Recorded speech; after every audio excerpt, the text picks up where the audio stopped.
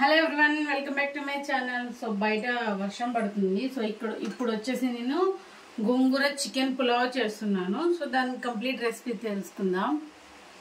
So stove on చేసుకుని గిన్నె పెట్టేసుకోవాలి. దీని కంప్లీట్ రెసిపీ చూసిన తర్వాత నచ్చితే మీరు కూడా లైక్ చేసి షేర్ చేయండి. ఒకసారి మీ ఇంట్లో కూడా ట్రై చేసి ఎలా వచ్చిందో కామెంట్లో చెప్పండి. సో గిన్నె వేడెక్కాలి. ఫస్ట్ గిన్నె వేడైన తర్వాత 4 టేబుల్ స్పూన్ వరకు ఆయిల్ కానీ గీ కానీ వేసుకోవాలి. సో సాజీరా, లవంగాలు, ఇలాచి, స్టార్ పువ్వు అన్నీ వేసేసుకోవాలి. మనకి బిర్యానీ మసాలా అంతా ఒక 2 సెకండ్స్. సో అవి ఫ్రై అయిన తర్వాత ఇవి చిన్న ఉల్లిపాయలు అంటే చాలా బాగుంటాయి. సో ఇవి వేసుకోవాలి. ఇవి కొంచెం రేట్ ఉంటాయి కానీ పులావ్స్లోకి చాలా టేస్టీగా ఉంటాయి. అలానే ఒక పెద్ద ఉల్లిపాయ, మనం గోంగూర పులుపు వేసుకున్నాం కాబట్టి ఒక 6 పచ్చిమిర్చి చీలికలు వేసుకోవాలి. ఇవి కొంచెం ఫ్రై చేసుకోవాలి. చిన్న ఉల్లిపాయలు పులావ్లోకి చాలా టేస్టీగా ఉంటాయండి. సో ఏదైనా ఏ రైస్తో వండుకున్నా, బియ్యం ఏమైనా సరే మనకి మంచి టేస్ట్ రావాలంటే చిన్న ఉల్లిపాయలు యాడ్ చేసుకోండి. టేస్ట్ అనేది బాగా వస్తుంది. సో నేను బాస్మతి రైస్ నానబెట్టేసుకున్నాను ఒక 1/2 అవర్ ముందే.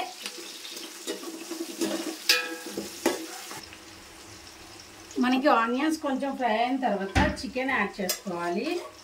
వన్స్ ఒకసారి చికెన్ యాడ్ చేసామంటే లో ఫ్లేమ్లో కుక్ చేసుకోవాలి, హై ఫ్లేమ్లో పెట్టకూడదు. ఎందుకంటే స్లోగా చికెన్లో వాటర్ అది వచ్చి ఇంటి వరకు. నేను కిలో రైస్కి కిలో చికెన్ తీసుకున్నాను. ఒక కట్ట గోంగూర తీసుకున్నాను. గోంగూరను ముందుగానే వాష్ చేసేసి వాటర్ అనేది లేకుండా తీసేసి అప్పుడు నేను స్టవ్ మీద ఓన్లీ గోంగూర ఒకటే వేసి మగ్గించుకున్నాను మెత్తగా. దాన్ని మిక్సీ పట్టేసుకోవడమే పేస్ట్ కింద. ఇలా మగ్గుతున్న దాంట్లో పసుపు, అలాగే ఒక 2 టేబుల్ స్పూన్ అల్లం వెల్లుల్లి పేస్టు, పసుపు అల్లం వెల్లుల్లి పేస్ట్ వేసేసుకున్నాక పచ్చివాసన పోయి చికెన్కి అల్లం వెల్లుల్లి పేస్ట్ పట్టే వరకు ఫ్రై చేసుకోవాలి. దీంతో పాటే మనకి రైస్లోకి మనకి ఎంత అయితే సాల్ట్ నానబెట్టుకున్నామో, చికెన్ ఎంత క్వాంటిటీ వేసుకున్నామో దాన్ని బట్టి సాల్ట్ వేసుకోవాలి. నేను 1.5 టేబుల్ స్పూన్ సాల్ట్ వేస్తున్నాను. సాల్ట్ చికెన్కి పట్టడానికి బాగా కలిపేసుకుని లో ఫ్లేమ్లో కుక్ చేసుకుందాం. చికెన్లో వాటర్ అంతా వచ్చి చికెన్ కుక్ అయిపోయేంత వరకు.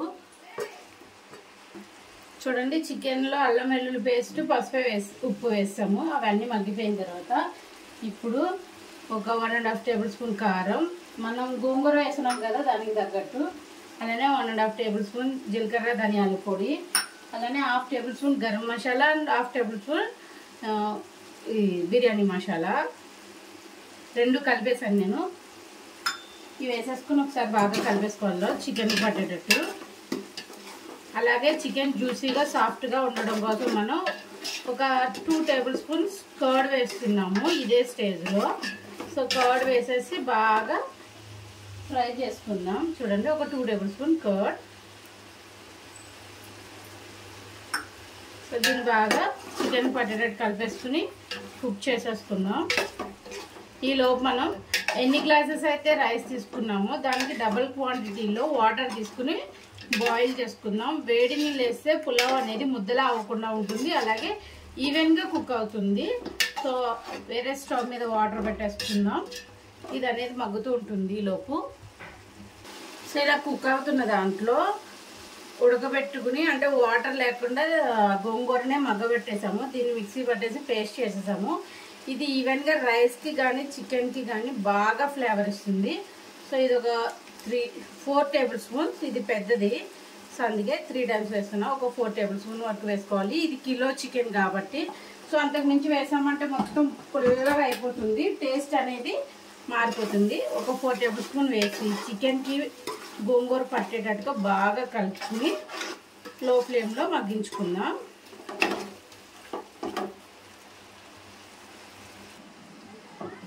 చూడండి, మనకి ఆయిల్ అనేది పైకి వెళ్ళిపోతుంది. సో ఇప్పుడు మనం కడిగి నీళ్ళు తీసేసిన రైస్ వేసుకోవాలి.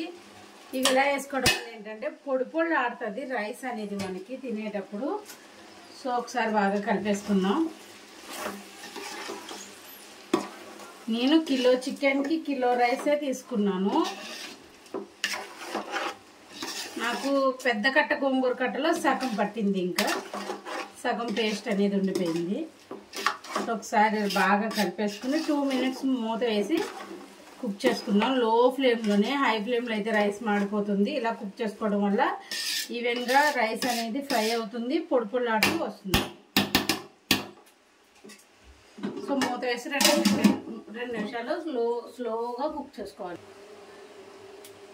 2 నిమిషాలు అయిన తర్వాత మనం నీళ్ళు వేడి చేసుకుని పక్కనే వేడి చేసుకుని ఉంచుకోవాలి. కాచిన నీళ్ళు వేసుకోవాలి. చూడండి, నేను వేడి నీళ్ళు పోస్తున్నాను. ఒక హాఫ్ అన్ అవర్ బియ్యం నానబెట్టాను, అలానే హీట్ వాటర్ పోసుకున్నాను కాబట్టి గ్లాస్కి 1/2 గ్లాస్ తక్కువ 2 గ్లాసెస్ అంటే 1.3 గ్లాస్ పోసాను. ఇలా అయితే కరెక్ట్గా కుక్ అవుతుంది. అలానే గట్టిగానే ఉండిపోదు, రైసు మెత్తపడకుండా ఉంటుంది. ఒకసారి బాగా కలిపేసుకుని మనకి ఉప్పు కారం పులుపు సరిపోయిన ఏమో ఒకసారి చెక్ చేసుకుని మూత పెట్టేసుకుని ఒక 5 మినిట్స్ కుక్ చేసుకోవాలి ఫుల్ ఫ్లేమ్లో. నాకు ఉప్పు కొంచెం తక్కువ ఉంది, సో సాల్ట్ వేసేసుకుందాం.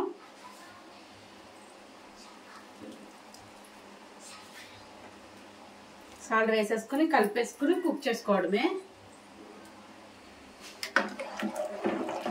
చూడండి, కలిపేసుకుని ఒకసారి బాగా, మీకు ఒకవేళ పులుపు సరిపోకపోయినా గోంగూర అయినా సరే ఇప్పుడు వేసుకోవచ్చు.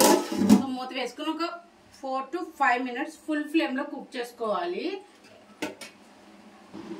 చూడండి, పవర్ కూడా పోయింది చల్లదనం వల్ల. 5 మినిట్స్ కుక్ చేసుకుంటే మనకి ఇలా కుక్ అయిపోయింది. ఒక హాఫ్ అమౌంట్ వరకు కుక్ అయిపోద్ది. సో ఇప్పుడు మంట అనేది లో నుంచి మీడియం ఫ్లేమ్లోకి పెట్టుకోవాలి. ఫుల్ ఫ్లేమ్లో నుంచి మీడియం ఫ్లేమ్లోకి పెట్టేసుకుని మూత వేసుకుని ఒక 5 మినిట్స్ కుక్ చేసుకోవాలి. ఒక 5 మినిట్స్ మీడియం ఫ్లేమ్లో కుక్ చేసుకునేటప్పటికి చూడండి, వాటర్ అనేది ఇలా అయిపోతూ ఉంటుంది. ఒక్కసారి అడుగు నుంచి కలుపుకోవాలి, మాడకుండా చూసుకోవడానికి.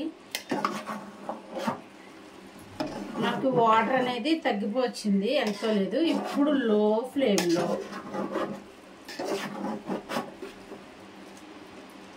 ఒకసారి బాగా సరి చేసేసుకుని లో ఫ్లేమ్లో దమ్ పెట్టుకుందాం.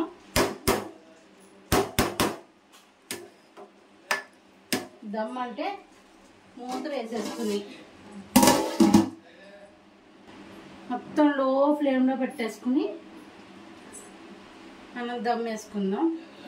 సో స్టవ్ పైనుంచి తీసేసి ఒక ఇనుప పెట్టేసుకుని దీని మీద ఒక 20 మినిట్స్ కుక్ చేసేసుకుంటే మనకి పులావ్ రెడీ అయిపోతుంది. చాలా బాగుంటుంది. 20 మినిట్స్ లో ఫ్లేమ్లో కుక్ చేసుకున్నాక రైస్ అనేది ఇలా పొడి పొడిగా వస్తుంది. సో దీన్ని మనం స్టవ్ ఆపేసి ఒక హాఫ్ అన్ అవర్ రెస్ట్ ఇవ్వాలి. రెస్ట్ ఇస్తేనే సో రైస్ అనేది ఈవెన్గా కుక్ అవుతుంది, అలానే మంచి పొడి పొడిలాడుతూ ఉంటుంది. దమ్ అయిపోయాక 20 మినిట్స్ రెస్ట్ ఇచ్చిన తర్వాత చూడండి, రైస్ ఇలా మనకి పొడి పొడిలాడుతూ వస్తుంది. సో ఎంతసేపు పక్కన పెట్టుకుంటే రైస్ కదపకుండా అంత పొడి పొడిలాడుతూ ఉంటుంది. సో ఇప్పుడు మనం ప్లేట్లోకి వేసుకుని సర్వ్ చేసుకుని తినడమే. పుల్లగా చాలా టేస్టీగా ఉంటుంది. సో మీరు కూడా ఒకసారి మీకు ఎలా కుదిరింది అనేది నాకు కామెంట్లో చెప్పండి. మరి ఇంకెన్నో వీడియోస్తో మళ్ళీ మిమ్మల్ని కలుస్తాం. Bye bye. Thank you so much watching this video.